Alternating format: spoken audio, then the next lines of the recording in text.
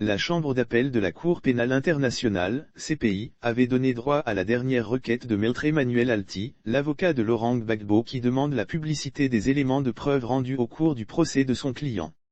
Sans trop tarder, la CPI a constitué une chambre à cet effet. La Chambre de première instance 7 de la Cour pénale internationale, CPI, dans l'affaire le procureur contre Laurent Gbagbo et Charles Blé Goudet, rend la présente décision notifiant l'élection du président de la Chambre, lit-on le 11 mars sur le site officiel de l'instance judiciaire.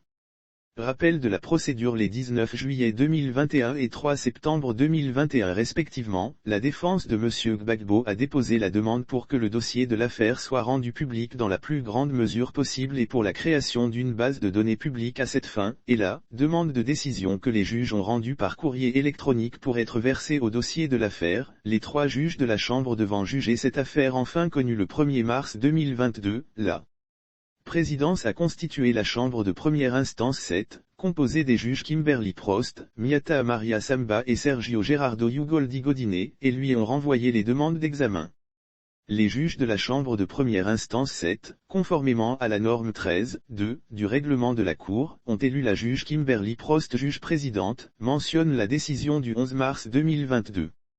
Lire aussi un arsenal de guerre découvert près d'un sanctuaire marial à Abidjan, Simone Gbagbo dans tous ses états, des rois chez Bédier. La Chambre note qu'elle dispose du dossier de la Chambre d'appel et ne nécessite aucun autre dépôt par les parties, ce que ces juges doivent faire dans cette nouvelle affaire Laurent Gbagbo, Blé Goudet. Les juges Kimberly Prost du Canada, Miata Maria Samba de la Sierra Leone et Sergio Gerardo Ugoldi Godine de la Costa Rica doivent établir recevoir de nouvelle documentation de la défense de l'ancien président ivoirien Laurent Gbagbo pour mieux expliquer les raisons pour lesquelles elle souhaite que toutes les décisions rendues au cours du procès soient mises à disposition du public.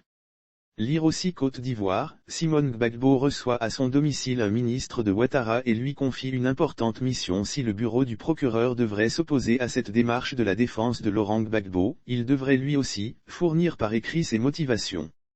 C'est à la fin du processus du recueil des observations de part et d'autre que le trio des juges pourra rendre son verdict.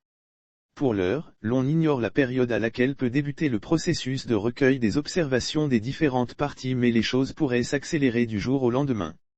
Sauf autorisation de la rédaction ou partenariat préétabli, la reprise des articles de l'infodrome.com, même partielle, est strictement interdite. Tout contrevenant s'expose à des poursuites.